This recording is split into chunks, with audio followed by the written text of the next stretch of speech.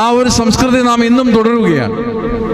പക്ഷെ ഇവിടെ ആദ്യമായി വിശുദ്ധ വേദപുസ്തകത്തിൽ ഒരു അമ്മയുടെ പേരിനോട് ചേർന്ന് ഒരു പുത്രൻ അറിയപ്പെടുകയാണ്.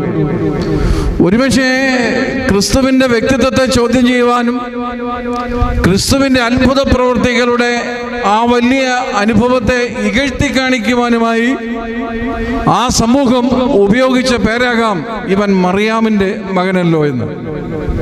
പക്ഷെ പിൻകാലത്തെ ചരിത്രവും പിൻകാലത്ത് ആത്മീയതയും പിൻകാലത്ത് അനേകം ആളുടെ ജീവിത അനുഭവങ്ങളും സാക്ഷ്യപ്പെടുത്തി ഇവൻ മറിയാമിൻ്റെ മകൻ തന്നെയാണ്.